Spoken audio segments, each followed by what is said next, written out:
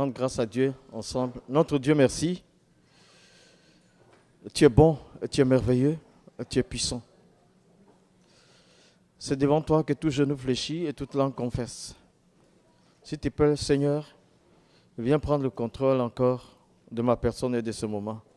Rends-toi gloire.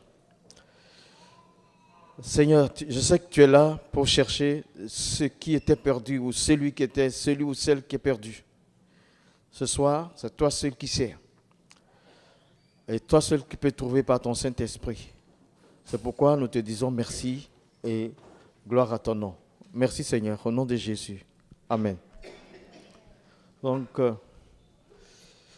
c'est pour, je ne sais pas combien de fois partager, raconter mon témoignage. C'est vraiment ce que j'ai vécu, que je vais vous raconter. J'ai 60 ans, 21 avril 53, je suis né. J'ai 6 enfants. Mon épouse s'appelle Maïmouna. J'habite la Côte d'Ivoire. Je suis ivoirien, mais qui voit clair.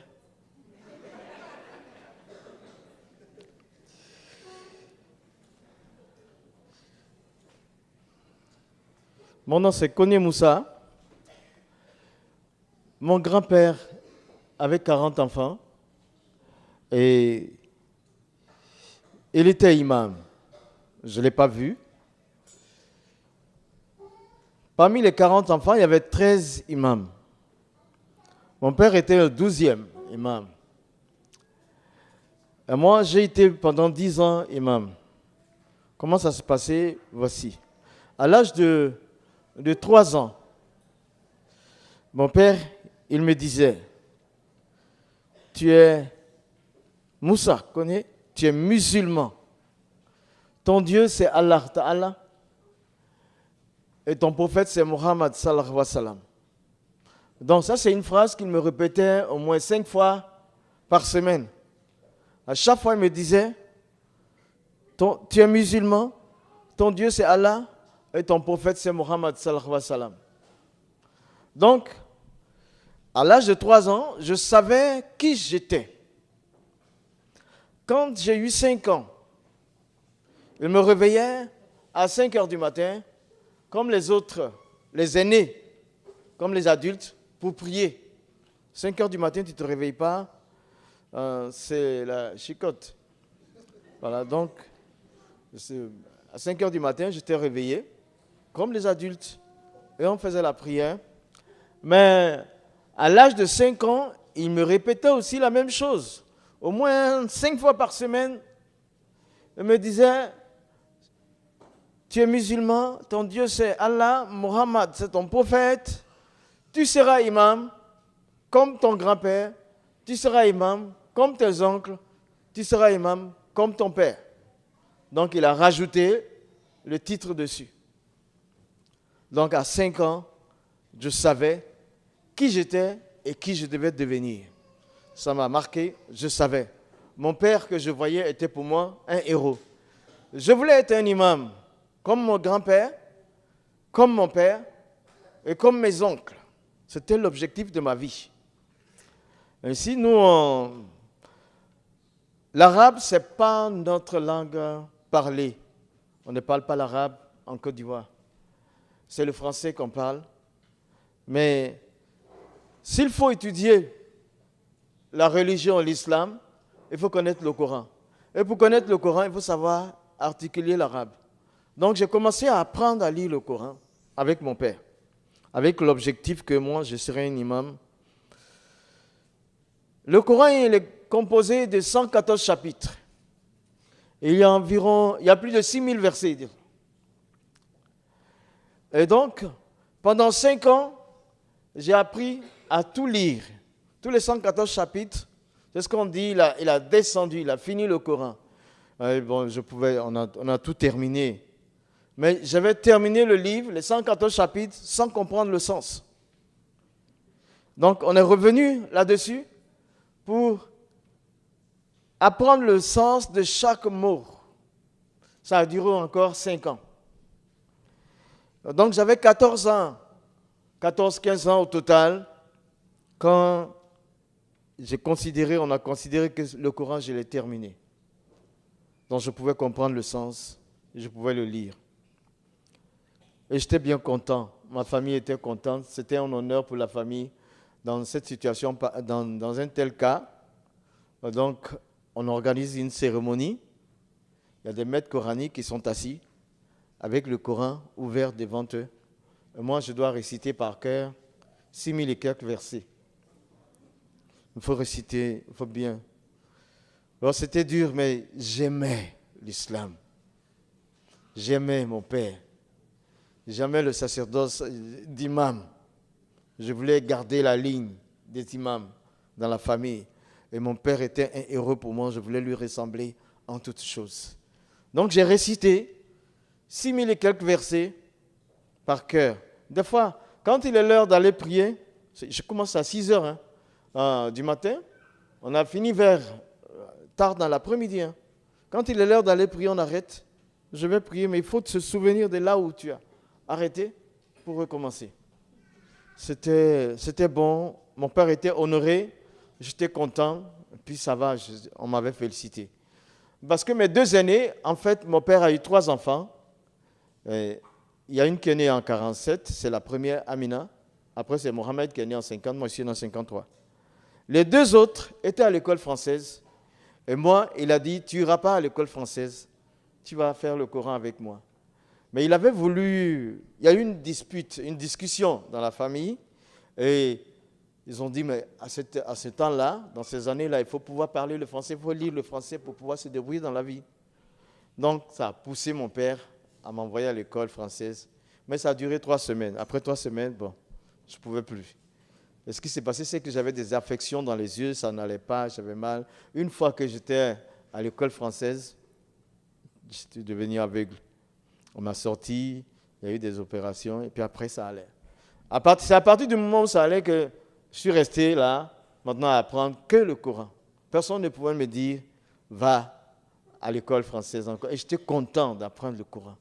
Ça, j'aimais bien. Mais un jour, pendant qu'on lisait le Coran, j'ai posé une question. On faisait le tafsir, l'exégèse. On travaille dans les commentaires. Je demande à mon père 3 fois, je lui pose la question. Si aujourd'hui, pendant que nous sommes en train de lire le Coran, et si la mort vient, est-ce qu'on va aller au paradis? C'était ça qui m'intéressait. Je lui ai posé une fois la question. 3e fois, il m'a répondu. Il dit, écoute mon fils, nous ne pouvons pas savoir de notre vivant si on ira au paradis ou non. Il faut attendre le jour du jugement. Il y aura des balances qui seront érigées. Les œuvres de chacun seront pesées. Si nous avons plus de bonnes actions que de péchés, nous irons au paradis. Mais si c'est l'inverse, c'est l'enfer, que Dieu nous garde. Mais de notre vivant, on ne peut pas savoir où aller. C'était la vérité que mon père disait. Ce qu'il disait, c'était scripturaire, c'était ce qui est écrit. Et il savait que moi, je savais lire, que je pouvais comprendre. Donc il m'a dit ce qui était vrai. Donc là, moi, ça m'a fait quelque chose de savoir que je suis là à étudier le Coran, à aimer l'islam. Et je ne sais pas, là, si je dois mourir, je ne sais pas où aller après la mort. Si j'irai au paradis ou si c'est l'enfer. Le fait de ne pas le savoir, ça a développé en moi une peur pour la mort. Parce qu'en fait, entre le paradis, l'enfer et l'être humain, il y a un canal, c'est la mort. Après la mort, on voit soit au paradis, soit en enfer. Donc comme c'est la mort qui est le canal, et que moi je ne savais pas où aller après la mort, j'avais peur donc de mourir, quoi. J'avais peur de mourir, parce que je ne sais pas où aller après la mort. Je crois que tu es là cet après-midi. Si tu ne sais pas quelle est ta destinée céleste, c'est-à-dire où tu vas passer l'éternité, l'enfer ou le paradis, si tu ne sais pas, si tu as des doutes dessus, il est mieux que tu règles ça ce soir. Parce qu'il y a un rendez-vous qu'on ne loupe pas. Le rendez-vous de la mort, on ne peut pas le louper. Est-ce que tu sais où tu vas aller après la mort? Donc j'avais ça en tête, j'avais ça. Et quand je dormais la nuit, Je me réveillais en sursaut et puis je regardais autour de moi. Des fois, quand je vois les murs de la maison, je dis, Dieu merci que je sois encore sur terre. Sinon, quelle serait ma destinée céleste? J'avais de l'angoisse par rapport à la mort. J'avais la peur du lendemain. Je n'étais pas libre. Je n'étais pas innocent parce que le Coran m'avait montré à quoi ressemblait le paradis, m'avait montré à quoi ressemblait l'enfer. Mais des deux, je préférais de loin le paradis. Mais comment y arriver? Est-ce que je vais arriver? Je ne sais pas. C'est comme ça. Donc j'avais 14-15 ans. J'étais malade de peur. Donc je n'ai pas connu une croissance, une jeunesse, une enfance un peu dynamique comme ça. C'est une enfance teintée d'angoisse. Puis, mes parents n'étaient pas riches. Les deux aînés n'étaient plus en famille. Moi, j'étais avec les parents. Donc, soit à la mosquée, soit faire des travaux un peu pour aider la famille. C'est ainsi qu'à un moment donné, je me retrouve à chercher des contrats à l'embarquement d'une plateforme. Les plateformes, c'est les navires qui forent le pétrole, qui forent les puits pour le pétrole, pour l'exploitation du pétrole. Cherchant du travail un peu, pour aider la famille, je suis arrivé là. Pendant 6 mois, je répondais à l'embarquement si quelqu'un manquait. Le 6e mois, il y avait quelqu'un qui n'avait pas répondu à l'appel. Donc, on m'a pris, j'étais jeune. Il m'a dit, mon petit, on va t'essayer aujourd'hui. C'était pour 2 semaines sur la plateforme. Je suis resté 7 années. Il y avait les choses un peu... Parce que j'aimais le travail, j'aimais travailler, donc je me suis adapté à tous les postes. Si bien que quand mon remplaçant, après les 2 semaines, le remplaçant devait venir, les Américains, ils ont dit non, ce jeune-là, il travaille mieux que celui qui l'a remplacé. Donc lui, il a perdu son poste. Mais il allait se passer quelque chose sur ces navires-là. On a fini le contrat de Côte d'Ivoire, on était dans le golfe du Mexique.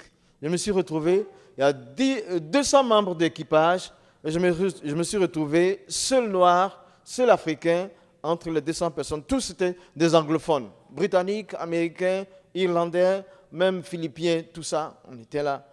Alors, je n'avais jamais parlé l'anglais, mais en moins de 10 jours, j'ai appris à parler l'anglais parce que même inutile, on va te le dire en anglais. Je ne sais pas comment Dieu fait les choses, mais... Alors, le commandant de bord, je crois, il s'appelle, je me souviens, c'est M. Wilford. Wilford, c'était le commandant de bord. Et un jour, il m'a vu, il me dit, mais tu t'appelles Moussa. Donc Moussa, ça veut dire que tu es un musulman. J'ai dit, oui, yes, sir. Je suis musulman. J'aimais que l'on reconnaisse ma religion. J'étais fier d'afficher, yes, sir, I'm a Muslim. You're Muslim, yeah. Je suis musulman. Et donc, il me dit, ce soir, j'irai te voir dans ta cabine. C'est quoi? Le commandant qui vient chez moi? C'est impensable. C'est la première personnalité à bord, moi je suis la plus petite. Il est au 4e étage, moi je suis au rez-de-chaussée, il vient me rendre visite. Et mes heures de travail, c'était 6 heures le matin à 6 heures le matin à 18 heures le soir. Voilà. On fait 12 heures de travail à bord, entrecoupé entre les heures de café. Donc, chaque fois, à 18 heures, quand je finis la prière et tout, je suis dans ma cabine en train de lire le Coran. Et cet homme, ce soir-là, j'ai entendu frapper à la porte. Monsieur Wilford, il était là. Je suis honoré, je souriais, j'étais bien content. Mais après, juste après, j'ai vu dans sa main un livre. C'était un livre noir avec des écritures en or. C'était écrit Holy Bible, Sainte Bible. Ah, ça m'a pas fait du bien de voir ça. Sinon, c'est pas intéressant pour moi. Voilà, le commandant, il arrive chez moi, mais il vient avec le livre des chrétiens. Ah, ça, c'est pas bon pour moi. Ma cabine, elle était petite. Il y avait le lit, il y avait une table, il y avait la douche. L'endroit le plus confortable, c'est le lit. Et donc, le commandant, il s'invite sur mon lit, il s'assoit. Bon, c'est lui le patron, je ne peux rien dire. Mais en plus, il dépose son livre noir sur mon lit. Je pense à l'endroit où je mets la tête. Alors, c'est grave. Je n'ai pas pu me contenir. Je me suis retourné, j'ai vu là, les hublots du bateau. Il y a des petites fenêtres bateau là. Il y a des petites fenêtres, j'ai regardé, il y en avait 4 derrière moi. Et je ne sais pas à quel moment je suis parti vers lui, mais plutôt vers la Bible. Il était assis, j'ai pris le livre des chrétiens, la Bible. Je l'ai prise avec mes 2 mains. Et puis je suis allé à la fenêtre la plus proche du bateau. Et j'ai jeté ça par-dessus bord. J'ai jeté dans la mer, la Bible. Et puis j'ai regardé bien que c'est tombé. Et puis j'ai vu que ça flottait au creux des vagues. Il fait comme ça, c'est très bien fait. Mais je vous assure, au moment où je me suis retourné comme ça, le commandant, il était souriant encore jusqu'aux oreilles. Ça m'a touché. Parce que je pensais que je lui avais donné un bon punch. Il avait osé. Mais il souriait. Je dis, mais les chrétiens, on ne peut pas les avoir. C'est fâché, et puis lui, il sourit. C'est quoi? Et puis, tout de même, malgré le fait qu'il soit l'autorité à bord, première, je dis, vous êtes le commandant, vous commandez hommes et machines à bord, et vous êtes venu avec la Bible me trouver dans la cabine. Je sais que vous voulez me parler de votre Jésus, mais si jamais vous recommencez, je vais débarquer et je vais aller chez moi en Côte d'Ivoire. Mais on était dans le golfe du Mexique, c'est pas la porte d'à côté, la Côte d'Ivoire. Je dis parce que je ne pouvais plus me contenir. Alors lui, il m'a dit, easy boy, doucement mon garçon, doucement mon garçon. Il était toujours souriant et il est sorti de la cabine sans dire mot. Mais qu'est-ce qu'il a fait après les jours qui suivaient? Il s'était attaché à moi. Quand il sort de son bureau, il interroge quelqu'un. Où travaille Moussa? C'est 200 personnes, c'est vaste la plateforme. On lui dit, soit je travaille avec le mécanicien aujourd'hui, j'étais l'homme à tout faire. Je m'adaptais à tous les postes sans avoir aucun diplôme. J'étais là, cette fois-ci, des fois je suis avec le mécanicien, dans le moteur, il fait chaud, je fais dégraissage, j'enlève les graisses, l'huile qui verse et tout, je nettoie tout. Et il arrive tout doucement, il met derrière son dos une canette de Coca-Cola bien glacée. Et puis il m'appelle, Moussa, attends un peu, arrête de travailler un peu. Et puis il me donne, il faut te désaltérer. Il était devenu mon ami à bord. Je l'aimais, mais je m'interrogeais. Je dis, c'est son affaire de Jésus qui me dérange. Sinon, cet homme, il est bon. Et même tout l'équipage disait, mais qu'y a-t-il entre ces 2 personnes? Il ne m'a pas dit Jésus, il ne m'a pas parlé de Jésus, mais il était toujours très aimable avec moi. Il me raconte sa vie, la vie de sa famille, tout. J'ai fait 4 années à travailler avec eux pour aller la première fois en vacances. Et quand je retournais en Côte d'Ivoire, l'hélicoptère, ça descend sur le toit, là, pour nous prendre, pour envoyer à l'aéroport du pays où nous sommes. Et il m'a accompagné jusque là-haut. Je lui ai dit, voilà, moi j'ai eu assez d'argent pendant ces 4 ans, mais quand j'irai chez moi, ça va finir. Cependant, toi, tu es riche. Alors, qu'est-ce qu'il m'a dit? Non, ne vois pas les choses comme ça. J'ai ce qu'il faut pour moi et ma famille. Il est difficile à un riche de rentrer au paradis, autant il serait difficile à un chameau de passer par le trou d'une aiguille. Voilà ce qu'il m'a dit. Moi, j'étais loin de savoir que c'est un verset de la Bible. J'ai dit, mais comment, où il a sorti une telle parole? C'est pas possible. Cet homme, il aime Dieu, mais son affaire de Jésus, ça me dérange. Je suis venu en vacances et j'ai trouvé là, à Abidjan, quelqu'un qui avait travaillé avec moi sur le contrat de Côte d'Ivoire. J'étais le seul, en fait, à rester à bord pour aller. Lui, il était donc là. Il m'a dit, Moussa, il y a un Américain qui est là-bas à Cocody, il veut te voir. Un Américain? J'ai dit, laisse tomber les Américains. J'ai fait 4 ans avec eux. Je suis venu là pour être dans mon peuple et tout. Voilà, j'étais un peu orgueilleux, j'avais assez d'argent. Donc, j'ai dit, laisse les Américains tomber. Je ne m'occupe pas d'eux. Je ne l'ai pas écouté. Je suis parti dans la mosquée avec mon père. Dès que j'arrive, il se repose. C'est moi qui conduis toute la prière et tout. Et donc là, j'ai fait 9 mois. Et puis je suis reparti à bord. Je suis revenu pour d'autres vacances 1 an après. Mais j'ai trouvé au même endroit, le même collègue, il m'a fait la même invitation. Après 2 ans. Tu vois? La première fois, j'ai fait 9 mois, je n'ai pas voulu. Je suis parti à bord, j'ai fait 1 an, je reviens. Ça fait à peu près 2 ans. Il est là au même endroit, Moussa. Il y a un Américain qui est là-bas à Cocody, il veut te parler. Ça, c'est quoi? J'ai compris une chose. Dans la vie d'une personne, il n'y a pas de hasard. Je dis, je vais aller voir cet homme. Même le fait que nous soyons là cet après-midi, ici, toi et moi, ce n'est pas le fruit d'un hasard. C'était programmé avant la fondation du monde. Que tu serais là et que moi je serais là et que tu entendrais cette histoire. Donc fais attention, Dieu te parle. Donc je suis parti voir cet Américain, on avait à peu près le même âge. Mais il parlait l'arabe. Et à l'époque, je parlais l'arabe. On a parlé un peu l'arabe, pour moi c'est un musulman automatiquement. Et puis on a regardé le Coran ensemble. Donc je me dis, voilà un Américain qui parle arabe, qui maîtrise le Coran, ça c'est un musulman. Et puis on a parlé comme ça. On a fait 2 ou 3 heures ensemble. Et quand je partais, on s'est salué. Il m'a dit une phrase. Moussa, you know I'm saved.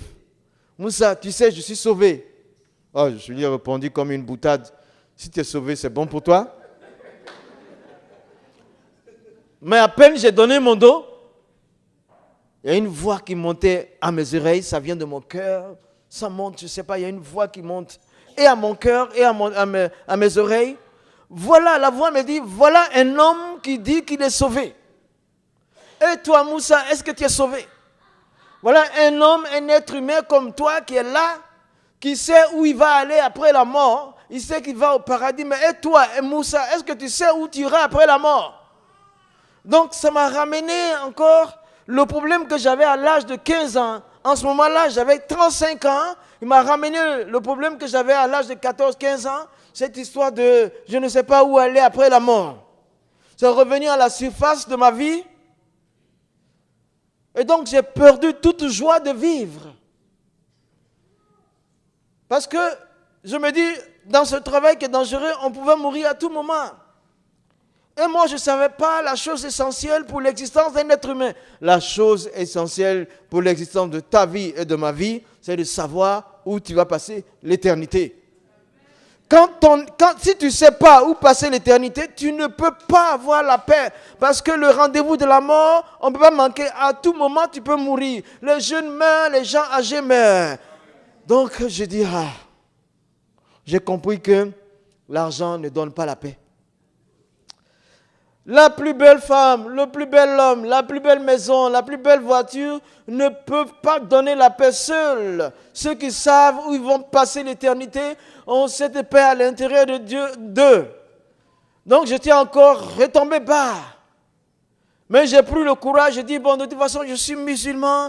Il y a un livre qui est pour moi le livre de mon Dieu, c'est Al-Quran Karim, le grand Coran. Donc, il est là, je sais le lire en français, en arabe, en arabe et en anglais, je sais le lire. Donc, j'avais ces différentes versions. Je suis parti à bord. Je me dis que cette fois-ci, il faut que je cherche dans le Coran pour savoir, pour avoir toutes les informations concernant le paradis. Je veux savoir, moi, en étant vivant, moi, je veux savoir où je vais aller après la mort, parce qu'après, ce sera trop tard. Donc, je repars à bord. Tous les soirs, 18 heures passées, quand je finis de manger, je suis dans ma cabine. J'interroge le Coran. Comment je vais rentrer au paradis? Est-ce que je peux entrer? Comment? Je veux le savoir maintenant. Donc, ça a duré 9 mois. Au départ, voilà ce que j'ai fait. Quand j'ai ouvert le Coran, j'étais dans la sourate 100, 100e sourate, à compter du verset 3. Voilà ce qu'il dit. Inna lisana li rabihi la kanudun. Wa innahu ala zalika la shahidun. Wa innahu li hubli khair la shadidun. C'est-à-dire, inna lisana, l'homme, les êtres humains, li rabihi la kanudun, auprès de leur Seigneur, sont ingrats. C'est-à-dire, tous les êtres humains sont ingrats devant Dieu et ils sont témoins de leur ingratitude. En un mot, le Coran il dit tout homme est pécheur devant Dieu parce que l'ingratitude c'est le péché. Tout homme pêche devant Dieu et tout homme est témoin du péché qu'il commet. C'est-à-dire le Coran est en train de me dire que moi, Moussa, je suis pécheur devant Dieu parce que je sais, je suis témoin du péché que je commets Et je sais que Dieu sait que je suis témoin du péché que je commets. C'était clair, en tant qu'être humain, le Coran dit je suis pécheur. Et là, ça veut dire quoi? Moi, j'ai pensé là. J'ai dit, mais je n'ai pas demandé à exister. Ce n'est pas moi qui me suis fabriqué. Mais voilà, le Coran dit je suis pécheur. Mais le problème, c'est qu'en tant que pécheur, moi, je veux aller au paradis. Je suis déjà pécheur, mais c'est le paradis qui m'intéresse. Qu'est-ce que le Coran peut faire pour moi? C'était ça mon problème. La sourate voisine, c'est la sourate 101. À partir du verset 3, il dit فَأَمَّا سَاكُلَتِ مَوَازِينُهُ فَهُوَ فِي عِيشَةٍ رَاضِيَةٍ وَأَمَّا مَنْ كَفَّتِ مَوَازِينُهُ فَأُمُّهُ خَاوِيَةٌ وَمَا أَدْرَاكَ مَا هِيَ نَارٌ حَامِيَةٌ. Il dit, si tes bonnes œuvres surpassent le péché, tu iras au paradis. Mais si c'est l'inverse, tu iras nar hamiyat, c'est le feu ardent. Tu iras dans le feu ardent. Alors je me suis posé une question. Je dis, le Coran me dit, je suis pécheur, c'est bon. Et puis 101e sourate, il me dit, je dois avoir plus de bonnes actions que de péchés. Et je m'interroge, comment un pécheur peut-il avoir plus de bonnes actions que de péchés? Et puis là, j'avais 35 ans, je ne connaissais pas le nombre de mes actions, ni bonnes ni mauvaises. Je n'avais aucune comptabilité de ça. Donc ça veut dire que logiquement, je ne peux pas savoir où aller après la mort. Ça avait duré 3 mois. J'ai cherché dans le Coran pendant 3 mois. Je n'ai pas trouvé un seul verset qui me donne l'assurance de mon vivant que je peux rentrer au paradis. Il y a 113 fois, sur les 114 chapitres, il est écrit Bismillah Rahman Rahim. C'est-à-dire, Allah, le Dieu du Coran, il est compatissant et miséricordieux. Ça veut dire qu'il pardonne. Il pardonne, mais tout être humain doit faire face à la balance pour décider de sa fin.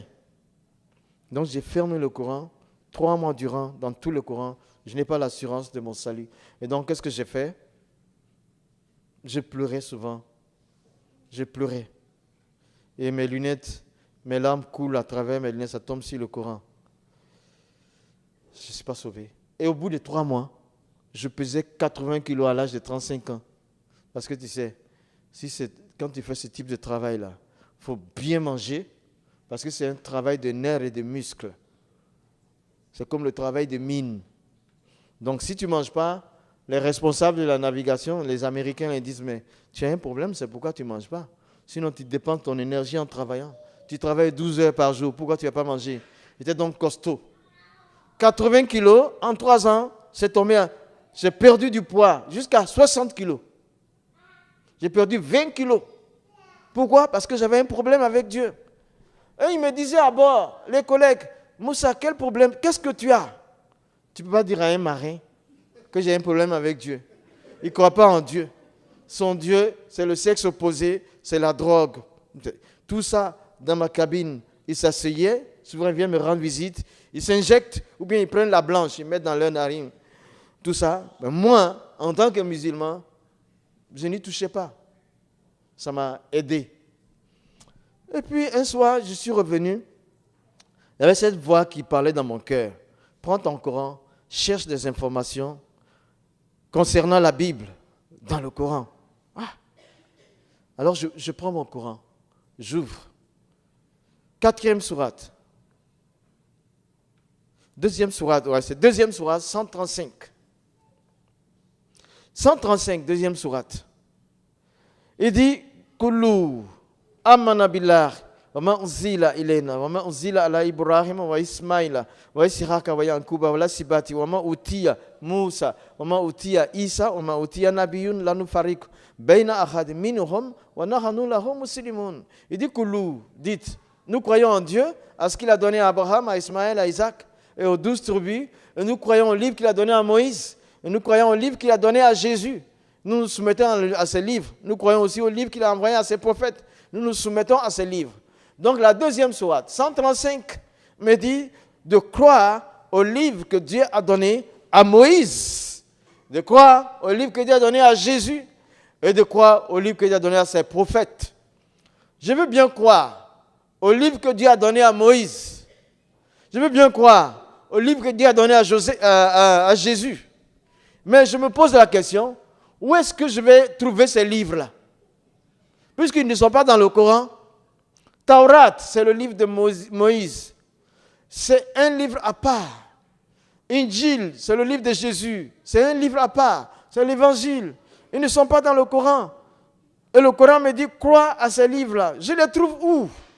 La première question. Et deuxièmement, je me dis, même si je trouve le livre de Moïse, si je trouve le livre de Jésus, qu'il me dit, je suis le chemin, la vérité et la vie, comme les chrétiens m'avaient souvent dit, si Jésus dit, il est le chemin, la vérité et la vie, qu'il faut passer par lui pour arriver au paradis, je fais quoi? Le Coran me dit, crois au livre de Jésus. Si je veux croire au livre de Jésus, je vais finir par suivre Jésus. Et si je suis Jésus, je deviens chrétien. Et le Coran me dit, crois au livre de Jésus. C'est comme le Coran me poussait vers les livres là. Non seulement il me poussait vers le livre qui compose la Bible, mais il démontrait que ces livres ne sont pas faux. Donc ça a duré 3 mois. Il y a la 10e sourate, le verset 94. Il dit fa in kunta fi shaki mimma anzalna ilayka fasi allazina yakrauna alkitab min qablika laqad ja'akum lihaqin min rabbika fala takunanna minal mumtarina. Fa in kunta fi shaki, dit si tu es dans le doute concernant ce que je te fais descendre, fasi allazina, va demander à yakrauna alkitab, à ceux qui ont reçu les livres min qablika, qui sont descendus avant toi.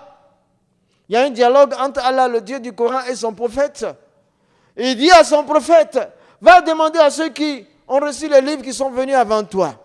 Je dis, mais si dans le Coran, en tant que musulman, si le Coran me dit, Allah me dit dans le Coran d'aller demander à ceux qui ont les livres qui sont venus avant le prophète, les livres qui sont venus avant le prophète, c'est Taurat, le livre de Moïse, donc c'est le Pentateuque, Injil, Zabour, c'est les psaumes, David, Injil, le livre de Jésus, entre autres. Et donc ces livres-là sont dans la Bible. C'est parce que ces livres ne sont pas faux que le Dieu du Coran, il dit à son prophète, vas-y, va demander à ceux qui les lisent. C'était pour moi un témoignage à l'époque que le livre de Moïse, le livre de Jésus, sont des livres qui sont vrais. C'est resté, ça fait pendant aussi 3 autres mois, complétant à 6 mois. Au bout de 6 mois, j'ai trouvé que je n'ai pas de salut vraiment dans le Coran. Il n'y a aucun verset qui puisse me le dire étant vivant. Deuxièmement, j'ai trouvé que le Coran lui-même témoigne de la vérité de la Bible. J'étais à 6 mois de recherche, ça me laissait comme ça. J'espérais trouver dans le Coran autre chose que ce que je vois. Mais je travaillais toujours à bord, on travaille de ce côté, on dort de l'autre côté. Et tous les soirs, je viens là, je suis assis. La voix qui me dit encore, prends ton Coran. Cette fois-ci, cherche des informations concernant Jésus dans le Coran.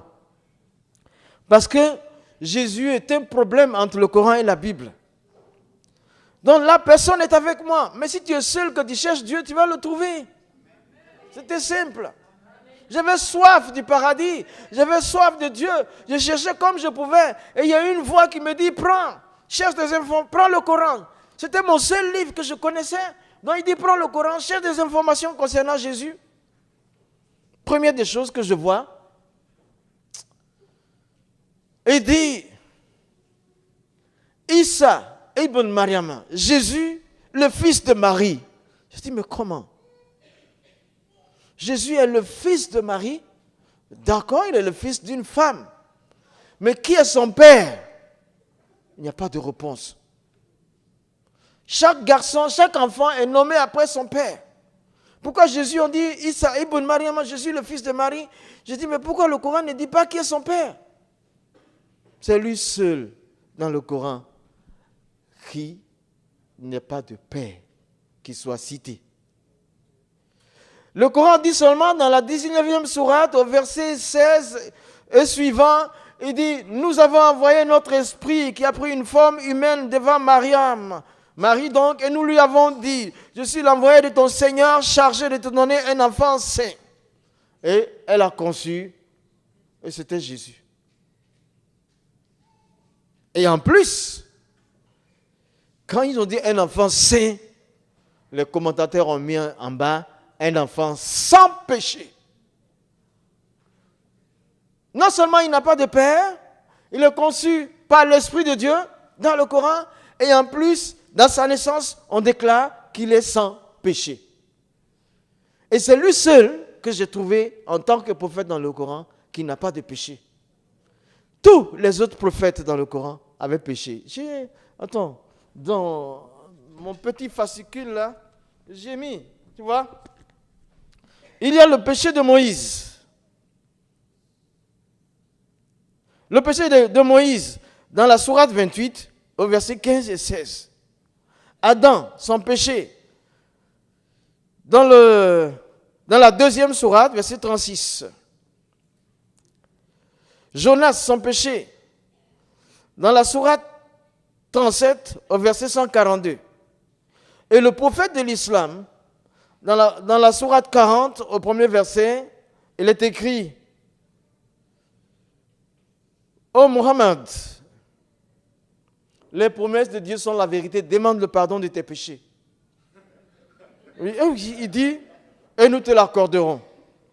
Et encore dans la sourate 47, le Coran dit, 47 verset 19, il dit de demander, il y a le péché du prophète de l'islam, il demandait le pardon pour ses péchés. Même 48e sourate verset 1. Encore. Mais par contre, Jésus, il n'y a aucun péché le concernant. Chaque fois qu'on le voit, il fait descendre la nourriture du ciel, il donne à manger, il guérit les malades, il ouvre les yeux aux aveugles, il ressuscite les morts. Il n'y a aucun péché le concernant d'un enfant saint sans péché. Ça m'avait impressionné par rapport à Jésus. Et dans la sourate 4, au verset 171, les titres de Jésus sont là. On dit encore Al-Masih, Jésus est le Messie. Lui seul est le Messie dans le Coran. Personne. Ensuite, dans la même sourate 4, 171, il est Kalimatullah, la parole de Dieu. Jésus seul est la parole de Dieu dans le Coran. On ne sait pas. Dans la sourate 3, verset 45, il est dit que Jésus est honoré sur terre et dans les cieux. C'est l'un des proches de Dieu parce qu'il est la parole de Dieu. Donc, quand j'ai vu ça concernant les titres de Jésus, impressionnant, on dit encore, il est Ruh l'Arb, il est l'Esprit de Dieu. Donc là, ce soir-là, je suis resté comme pétrifié par rapport à Jésus. Je venais de découvrir quelqu'un qui n'est pas trop... C'est un prophète dans le Coran comme les autres, mais a des singularités. Il est distinct par rapport aux autres. Et quand on prêchait dans la mosquée, on n'ose pas trop prêcher de Jésus. J'ai fermé le Coran doucement. J'ai dit attention avec Jésus. Parce que si tu vas le rencontrer ici sur terre, ou bien là-bas tu le rencontreras, parce qu'il est la parole de Dieu. J'ai fermé doucement. Ça, je ne veux pas d'histoire. Ouais, mais j'étais un peu... Et le lendemain, je viens encore dans ma cabine, la voix qui me dit, prends ton Coran, cherche encore par rapport à la crucifixion de Jésus. Je n'avais pas de paix, mon âme était tendue vers le ciel, je cherchais, je ne savais pas comment trouver. Et Dieu, je crois que cette voix-là, ça devait être la voix de Dieu qui me dit cherche. Le seul instrument de connaissance que j'avais, c'était le Coran. Cherche dans le Coran par rapport à la crucifixion de Jésus. Parce que quand j'étais là-bas par terre, quand j'étais à terre, quand je n'étais pas sur le bateau, des fois, il y avait quelques chrétiens qui avaient tenté de m'évangéliser. Mais ça avait mal, ça se terminait toujours mal. Parce que j'étais verbalement violent. Je les renvoyais, je les insultais. Et quand ils me disaient que Jésus est crucifié, je dis, allez-y vous faire voir. Mais là, j'étais tout seul là. La voix me dit, prends le Coran, cherche par rapport à sa crucifixion. La crucifixion de Jésus. D'accord. J'ouvre le Coran, 4e sourate, verset 156 à 158. Ces 3 versets-là. Mais dans ces versets 156 à 158 de la 4e sourate, la crucifixion de Jésus est rejetée. Le Coran dit, Roma Katalour, Roma Salabour. Ils ne l'ont point crucifié, ils ne l'ont point tué, ils ne l'ont point crucifié. Bal Rafalah. Il a été élevé au ciel. Que Jésus n'est pas crucifié, mais c'est quelqu'un d'autre qui l'a été à sa place. Le jour que j'ai trouvé ça, j'étais un peu content parce que j'ai trouvé quelque chose contre la foi chrétienne. Je dis, ça va là, les chrétiens me disent comme s'il est crucifié. Là, non, il n'est pas. Mais juste quelques minutes passées, il y a la voix qui me dit, mais toi, est-ce que tu es sauvé? Et puis j'ai commencé à réfléchir sur le fait que le Coran dise que Jésus, qu'il y a eu crucifixion. Quelqu'un a été crucifié, mais ce n'est pas Jésus. C'est quelqu'un qui lui ressemblait. Là, j'ai réfléchi. Qui? Le commentateur dit que Dieu, dans le Coran, a mis la ressemblance de Jésus sur une personne et les autres l'ont prise pour Jésus, l'ont amené crucifié. Alors je me suis posé la question, c'est Dieu qui a mis la ressemblance de Jésus sur quelqu'un. Et puis on a pris cette personne pour aller la crucifier. Est-ce que Dieu peut tromper les gens? C'est ça. Je dis, est-ce que Dieu peut tromper les gens? Et puis je me dis, la personne qu'on a amenée crucifiée à la place de Jésus, pourquoi elle n'a pas dit, je ne suis pas Jésus, ne me crucifiez pas? Donc ça trottait dans ma tête, je n'avais pas la paix avec ce verset. Bon, j'ai laissé comme ça, je dis non, ce n'est pas possible. Il y a quelque chose qui ne va pas. Et puis, je vais plus loin, je reviens en arrière dans le Coran, 3e sourate, verset 55. Là, il y a un dialogue entre Allah, le Dieu du Coran, et son prophète Jésus. Là, dans le Coran. Dans le Coran, Jésus est un prophète. Alors il dit, Izikal Allah dit, Ya Isa, toi Jésus, Inni mutawafika, je te fais mourir, wa rafiuka, je te lève à moi. Je dis, attends. Inni mutawafika. Izikal Allah dit, Ya Isa, toi Jésus, Inni mutawafika, je te fais mourir, wa rafiuka, je te lève à moi. Il dit, je te fais mourir. Il dit à Jésus, je te fais mourir. Et puis il lui dit, je te lève à moi. C'est deux verbes qui sont collés. Il n'y a que « et ». Une condition, une coordination, je ne sais pas quoi. C'est conjonction de coordination. Ça, c'est le français. Donc, c'est « e ». Inni mutawafika, je te fais mourir. Conjonction de coordination, c'est « wa ». Et « rafiuka », je t'élève. Mourir, élevé. Voilà les deux verbes.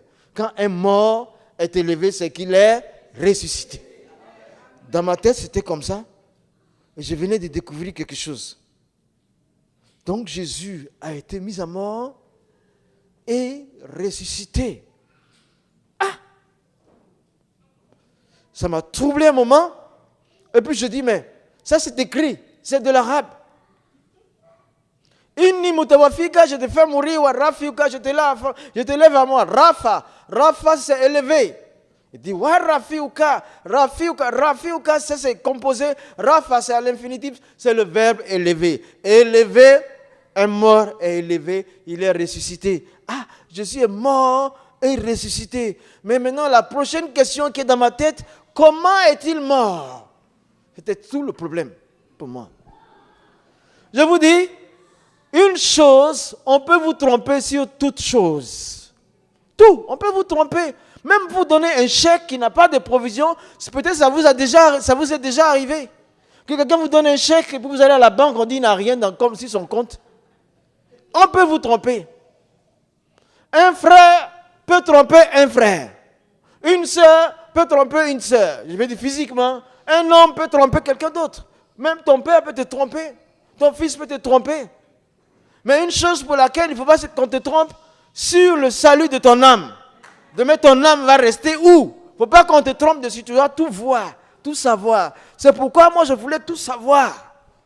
Je dis, mais Jésus est mort et ressuscité, d'accord, dans le Coran. Mais maintenant, comment est-il mort?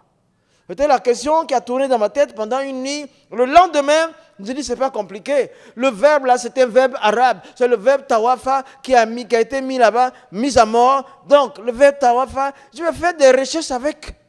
Et l'arabe, c'est comme l'hébreu. C'est riche comme l'hébreu et plus riche que le français.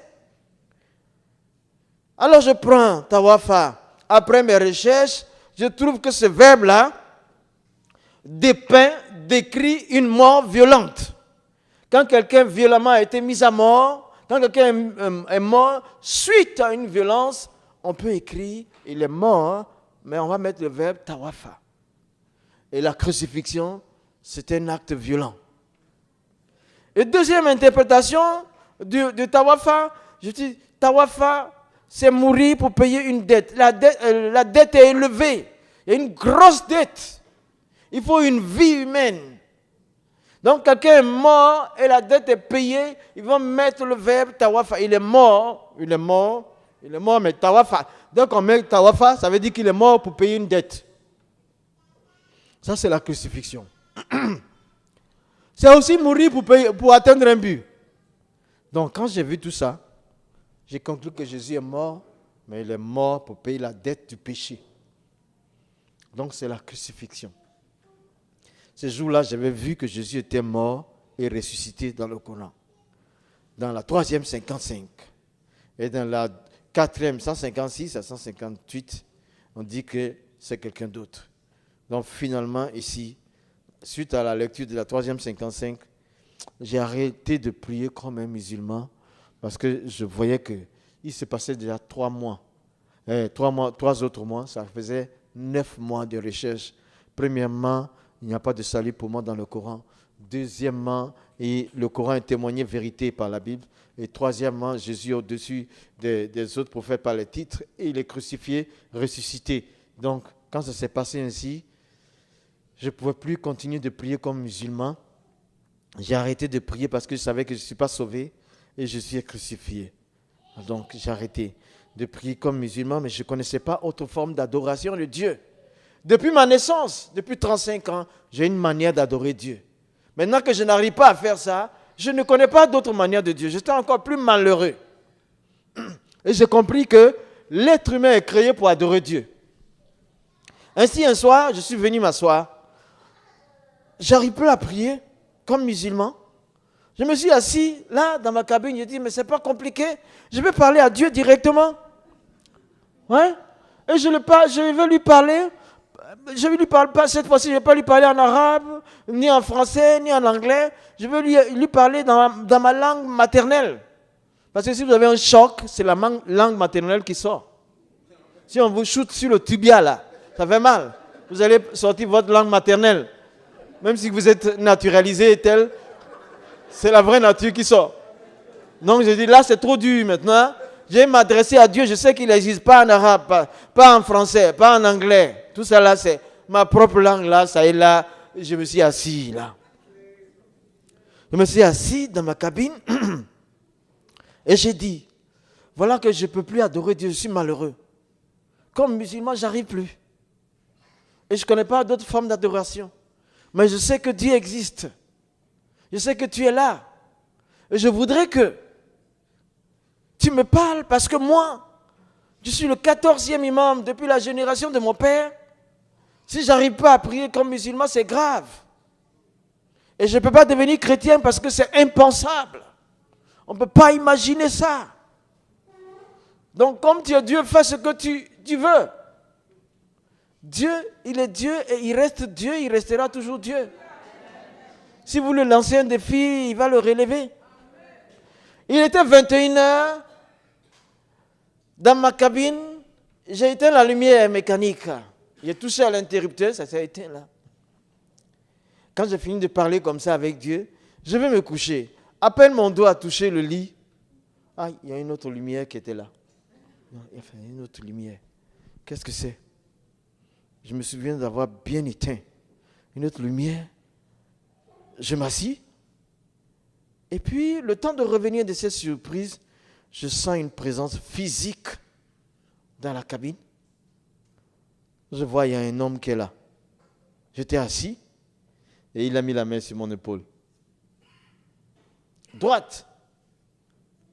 J'avais peur. Mais je me suis dit à un moment donné, même si j'ai peur, on n'est que deux. La peur ne me servira à rien. Donc il vaut mieux faire quelque chose, être courageux. Je lève la tête, je regarde le visage. C'est un visage compatissant. Un visage d'amour. Et il me dit, Moussa, tu as entendu ce que tu devais entendre. tu as vu ce que tu devais voir. C'est à toi de décider. Dans le Coran me disait, la personne me disait que c'était à moi de décider. Je devais décider maintenant. La décision était de mon côté. Toutes les informations recherchées étaient obtenues. La décision, elle ne prendra pas la décision à ma place. C'est moi qui dois décider. Ce soir, je peux te dire, tu es ici. Si tu veux aller au paradis, c'est toi qui dois décider. La décision t'appartient. Ce n'est pas ton père qui décidera à ta place. Ce n'est pas ta maman qui décidera à ta place. Ce n'est pas ton pasteur ou ton guide religieux qui va décider à ta place. Ce n'est pas ton époux ou ton épouse qui va décider à ta place. C'est toi qui dois décider si tu veux aller au paradis. Donc, 9h30, 21h30, c'était fini. Et il y a eu les ténèbres après ça. Il faisait noir de nouveau dans la cabine. J'ai rallumé et puis j'ai commencé à chercher la personne. Mais elle n'était plus là. Et même que je suis allé, j'ai ouvert ma cabine. Mon voisin d'en face, j'ai frappé à sa porte.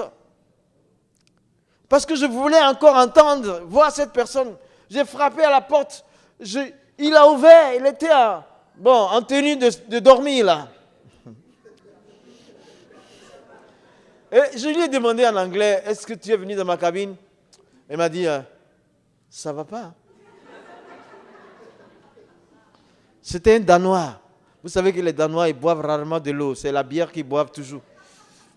Ça va pas chez toi? Comment je suis ici? Je peux être chez toi? Je suis venu m'asseoir. La question. Mais je regarde. Tout est fermé en fait. Dans la loi de la navigation, quand le navire est sur la mer, les portes sont toujours fermées. Et tout est en fer. Comment il est rentré? Et qui est-il? Tout ça. Mais de 21h30, je suis resté assis jusqu'à 6h du matin. Je n'avais plus sommeil. Je réfléchissais. C'est à moi de décider. J'ai toutes les informations. Ok. Le matin à 6h, je vais travailler. Le soir, je reviens. Dans ma cabine, c'était un lieu de rendez-vous. Je suis là encore, je dis, hier, ça ne m'a pas suffi. Aujourd'hui, tu es Dieu, fais ce que tu veux, mais j'arrive pas. Hier, ça ne m'a pas suffi. J'arrive pas à prier musulman, toujours. Aujourd'hui, fais ce que tu veux. D'ailleurs, aujourd'hui, je ne vais pas éteindre la lumière. Je vais la laisser allumer. Je viens de loin, les amis. C'est pourquoi je suis fou de Dieu devant vous. Donc je dis, non, je ne t'aime pas. Fais ce que tu as fait hier, ce n'est pas suffisant. Je me suis assis, je parlais comme ça. Même 21h. J'ai attendu environ 20 minutes. Il n'y a rien qui s'est passé. J'attendais un signe de sa part. Il n'y a rien qui se passe. Donc, je vois le Coran sur la table. Je dis, mais alors, comme il n'y a rien qui se passe, je vais prendre le Coran, je vais lire. Je prends mon Coran, je lis. Et cette fois-ci, en lisant, je lisais avec une adhésion à l'islam. Je lisais le Coran, j'étais envolé dans la lecture du Coran. Jusqu'à un moment donné, j'ai vu une braise enflammée sur le côté droit du Coran qui perçait les pages. Et je voyais, j'étais surpris. Et en quelques secondes, il y avait une succession de petites braises qui venaient de dessous le plafond, mais qui tombaient que sur le livre, uniquement sur le livre, que je tenais entre mes mains. Alors à ce moment-là, tout a flambé, tout le livre a flambé, en quelques secondes. Et je tenais dans mes mains, je n'ai pas eu l'idée de rejeter parce que j'y étais de nouveau attaché, donc je m'attendais à avoir des brûlures dans les pommes. Mais terrorisé, j'assistais là, impuissant à ce spectacle, et puis un coup, la couverture de carton dur, tout est parti. Tout est parti en fumée. Tout le livre, les pages et la couverture, tout est parti en fumée. Et dans ma main, je n'ai ressenti aucune brûlure. La seule blessure que j'ai ici, c'est dû à un accident à bord. Donc, tout le livre est parti, consumé Rien que le livre. Rien d'autre n'a été touché. Il était 21h30. J'étais renversé. Je ne sais pas dire bouleversé, terrorisé. Je me dis, comment je vais demander à mon Dieu et il va brûler son livre. C'était un peu trop fort. Je suis resté sans dormir. Ça faisait 2 nuits, 2 jours que je n'avais pas dormi. Troisième nuit, je suis arrivé là, dans ma cabine, et puis j'ai dit cette fois-ci, non, je ne veux plus rien voir. Je ne demande plus rien à Dieu, parce que là, ça m'a fait peur, je ne demande plus rien. Alors j'ai eu cette pensée, si je dors, je vais rêver. Et si je rêve, il est possible qu'il me montre quelque chose. Donc, vaut mieux pas dormir du tout. Vaut mieux pas dormir. Je suis resté à lutter contre le sommeil. Quand je dors quelques secondes, je me reprends. Je suis resté éveillé 4 jours, 4 nuits, sans dormir. Humainement parlant, ce n'est pas possible. Mais il n'était plus question des choses humaines. On était dans une sphère spirituellement élevée. Le ciel, ce n'est pas le calcul de la tête. C'est par le cœur qu'on rentre au ciel. Le ciel, c'est Dieu. Donc tout ce qui était humain était dépassé. Je marchais et encore, mes amis américains me disaient, mes collègues, Moussa, what is happening to you? Qu'est-ce qui se passe? Je vais lui dire quoi? J'ai problème à Dieu, il ne va pas comprendre. Je dis à rien. J'étais là, dans des tourments, dans des pensées, seul à vivre ces choses, c'était terrible pour moi. Et 5e nuit, je suis arrivé, décidé à lutter contre le sommeil. J'ai lutté pendant peut-être 5 minutes, mais alors je ne pouvais plus. Mes nerfs craquaient. Je suis tombé dans un profond sommeil. Vous savez, c'était comme ça, tu vois. C'était comme ça.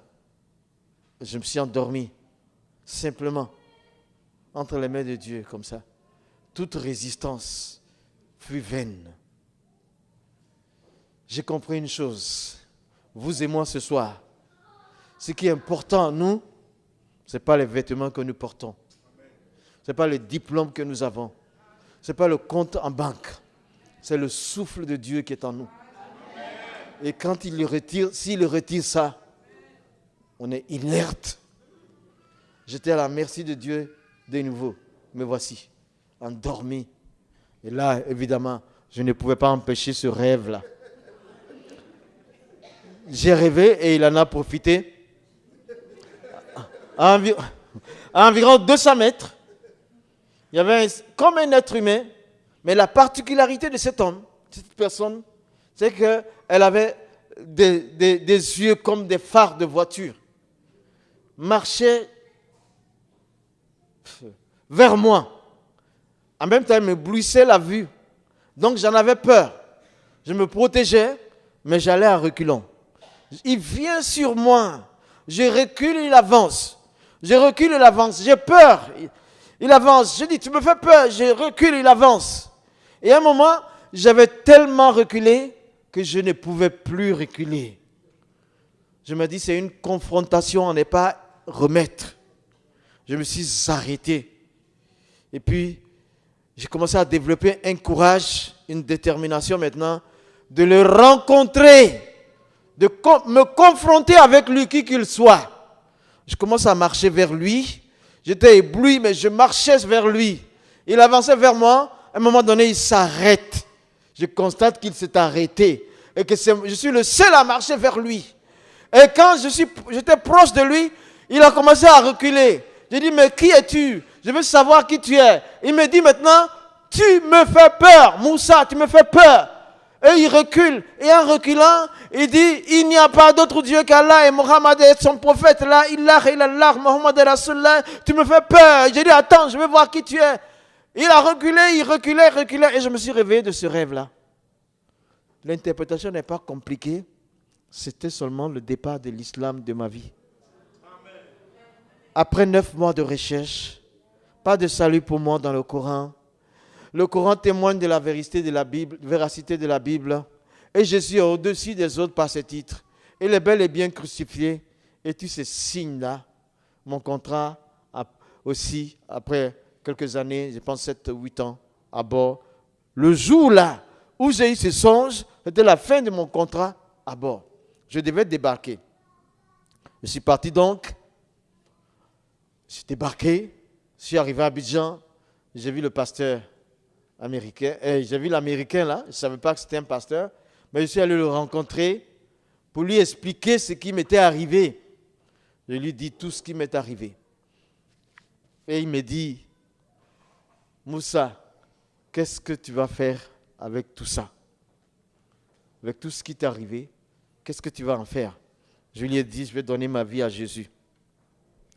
Alors ce jour-là, il était assis face à moi, dans son petit bureau, à Cocody Danga, pour ceux qui connaissent la Côte d'Ivoire, Abidjan.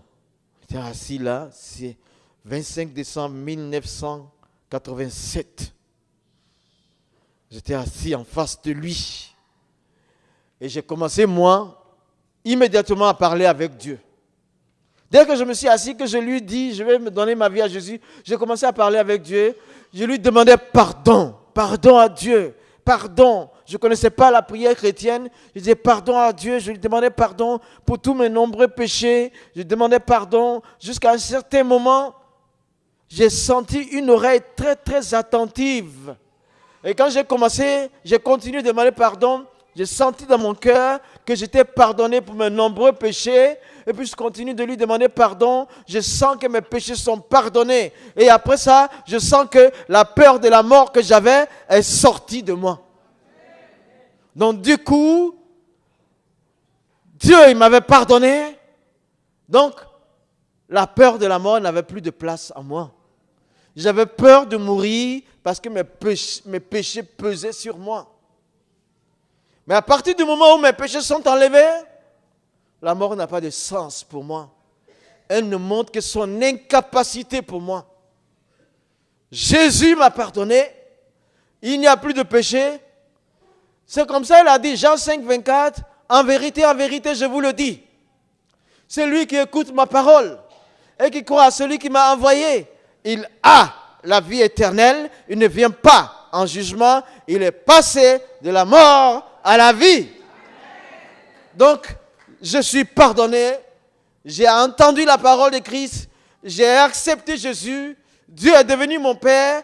Je suis pardonné. Donc, je suis immédiatement passé depuis 25 ans de la mort à la vie. Je suis vivant, je ne meurs pas. Je suis vivant, je ne meurs pas. Je suis vivant, je ne meurs pas. Un jour, je vais m'endormir physiquement parce que mon corps, qui est déjà un peu vieillissant, il va se reposer, il va partir de poussière. Mais mon âme ira chez mon Père. Donc, dès que j'ai su ça, parce que Pierre a dit, 1 Pierre 3, 18, Christ a souffert une seule fois pour les péchés, les justes, pour des injustes, ayant été mis à mort quant à la chair, mais rendu vivant quant à la vie. Jésus, le juste, a souffert une seule fois sur la croix. Il était juste à cause de nous les injustes. Pourquoi? Dans le but de nous prendre, nous enlever nos péchés et nous amener chez Dieu. Il a été mis à mort par la chair, son physique, et il a été rendu vivant par l'esprit. Alors ce soir encore, je peux sentir. Et puis après, c'était à mon tour de dire à cet Américain-là, cette fois-ci, c'est moi qui lui serre la main. Je lui serre la main, je dis, you know, I'm saved too. Je suis sauvé aussi, moi. Je suis sauvé, moi. Je suis sauvé. Je suis sauvé. I'm saved. I know the Savior. Je connais le Sauveur. Il s'appelle Jésus. Il s'appelle Jésus. Il n'y a pas d'autre sauveur. Pas possible. Jésus n'a pas montré un chemin. Il dit que lui-même, il est le chemin. Tous les leaders religieux ont montré des chemins. Jésus dit, I am the way. Je suis le chemin. Annahu Atarik. Je suis le chemin. Je suis le chemin. Je suis le chemin. Il est le seul chemin pour aller au ciel. Partout où on va, on emprunte un chemin. Tu as emprunté beaucoup de chemins dans la vie. Il y a eu des chemins du péché. Tu as consommé le chemin du péché. Tu as marché dans le chemin du péché. Mais Jésus, il t'aime. Il te donne un chemin de bonheur, un chemin de résurrection, un chemin de vie éternelle. Ce soir, il est là, Jésus. Il est là, Jésus. Moi, je l'ai reçu depuis 25 ans. Je me suis sauvé. C'est pourquoi je n'ai pas peur de mourir. La mort pour moi est un gain.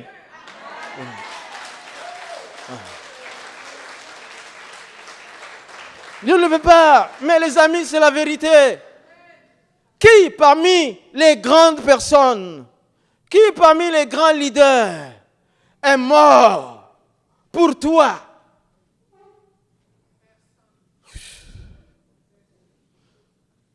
C'est pas possible. Quand j'ai dit à John, il s'appelle John, j'ai dit, you know, I'm saved too. Je suis parti. Je suis parti chez lui, le but était accompli. À l'époque, mon aspect, vous savez, c'était l'époque où on était afro. On avait les cheveux afro comme des cases rondes. C'était comme ça. Moi, j'avais une grosse tignasse comme ça. Même quand je travaillais, un tournevis de 10 cm, je le mettais dedans. Je mets dedans et puis je travaille, je reprends. Et c'était comme ça, j'étais avec un jacket, blue jean, et puis un t-shirt en bas, Che Guevara, bottillon américain. C'était mon aspect. Mais je pleurais. Tout était mouillé, de larmes de joie, de larmes de paix, de larmes de réconciliation. J'étais réconcilié avec Dieu. Non, c'est fini. Et puis, je suis sorti de chez lui. Je suis arrivé devant la poste de Cocody. J'étais là, je réfléchissais à tout. Mon aspect vestimentaire, ma tignasse afro. Je me suis arrêté dans le public là. À côté, je me suis arrêté tranquillement. J'avais comme les yeux fermés. Et puis, je voyais défiler mes péchés, les yeux fermés. Ça passait. Et la voix dit, tu vois, tu étais exécrable. Mais je t'ai pardonné. Ça a duré 10 minutes parmi les gens. Et quand j'ai ouvert mes yeux, il y avait un attroupement là. Des personnes qui se sont dit, mais ce jeune homme là, qu'est-ce qui lui arrive? Il se bloque comme ça en public. Et puis le plus âgé, c'était un papa sénégalais là, qui vendait les journaux là. Il avait un kiosque à journaux. Et il s'est approché vers moi et dit, petit, qu'est-ce qui se passe? Il dit, petit, il y a quoi? Je lui ai dit, c'est Jésus. Et il a dit aux autres devant moi que le jeune homme là, il devient fou. Mais c'était vrai. Il avait dit la vérité. Écoutez, j'avais 35 ans. Et c'est ce jour-là, je m'étais converti à Jésus. Et il a vu que j'étais fou. C'était une folie qui a commencé à 35 ans, mais qui dure maintenant jusqu'à 60 ans. Je suis fou. Les amis, je vous dis que je suis fou. Je suis fou, mais je suis fou de Dieu. Je suis fou de Dieu. Je suis fou de Dieu. J'aime Jésus à la folie divine. Je suis fou de Dieu. Je suis fou de Dieu. Et c'est le temps, en 2013. Il faut être fou du Dieu qui sauve pour pouvoir parler de lui. J'allais de partout. Je parlais de Jésus. J'ai vu tant de miracles dans ma vie. J'ai vu des paralytiques qui ont marché, plusieurs aveugles, un aveugle de 80 années qui a vu la vue, qui a vu clair, quelqu'un qui avait le goitre ici comme ça. Quand j'ai prié, ça a disparu. Ça a disparu. Avec Jésus, rien n'est impossible. Amen. Il faut être dans la cour des grands. La cour des grands, c'est être prince et princesse. Tu deviens le fils du roi qui gouverne la terre. Tu deviens la fille du roi. Tu rentres dans la cour des grands en acceptant Jésus. Tes péchés sont pardonnés. Tu es transformé. Le Saint-Esprit de Dieu, l'Esprit qui est en Dieu, il met en toi. Tu écrases le péché et tu marches dans la victoire. Tu marches dans la victoire. Celui qui t'attaque, s'attaque à Dieu. Aïe, merci Seigneur. Alléluia. On ne va pas trop parler. L'heure est grave. Le salut de Dieu est présent dans cette maison. Il y a un fleuve d'eau vive qui coule. L'Esprit de Dieu. Oh Seigneur, non pas moi, mais toi, viens dans cette foule. S'il y a quelqu'un qui est lié d'incertitude pour le lendemain, je t'en prie, Seigneur Jésus, viens par ton esprit. délie-le et révèle ton amour à son cœur. S'il y a quelqu'un qui n'a pas vraiment donné sa vie à toi, Jésus, tu l'aimes. Malgré tous les péchés, tu l'aimes. Malgré les avortements, malgré la débauche, malgré les vols. Le premier que tu as amené au paradis, c'était un brigand. Tu l'as aimé en tant que brigand. Il t'a choisi et tu l'as fait rentrer au paradis. Jésus, il y a ici des gens qui ont été transformés déjà, qui étaient plus que des brigands, mais il reste encore d'autres qui sont encore dans cet état d'ignorance. Mais tu veux que tout le monde parvienne à ton salut. Ce soir, notre Dieu, c'est toi qui choisis, c'est toi qui appelles. Et si tu es là ce soir, c'était solennel. On ne sait pas ce qui peut arriver demain. Donc le mieux aujourd'hui, là, pour faire la paix avec Dieu. Jésus n'est pas une religion. C'est la parole de Dieu qui est devenu un homme. C'est de lui que nous parlons. Donne-lui ta vie ce soir. On va prier. Donne-lui ta vie. Merci Seigneur, on va prier. Mon Dieu, tu es bon. Tu es merveilleux. Je te rends hommage. Gloire, honneur et puissance. Nul n'était semblable. Nul n'était semblable. Oh Dieu, s'il te plaît. Même moi, je suis ton petit serviteur. Tu es mon pasteur. Tu es le berger de nos âmes. Oh, tu as permis qu'on se retrouve là. Oh Dieu, sauve celui qui est perdu. Sauve celui qui croupit sous ses péchés. Sauve par ton amour. Sauve par ton amour. Ne détruis pas, sauve. Sauve. Ne laisse pas le diable détruire les vies. La mort frappe dans la jeunesse. La mort frappe dans la vieillesse. L'esprit de mort frappe, mais tu es l'esprit de vie. Tu veux donner la vie. Merci Seigneur. Tu as dit, je suis venu chercher ce qui était perdu. Viens chercher toi-même.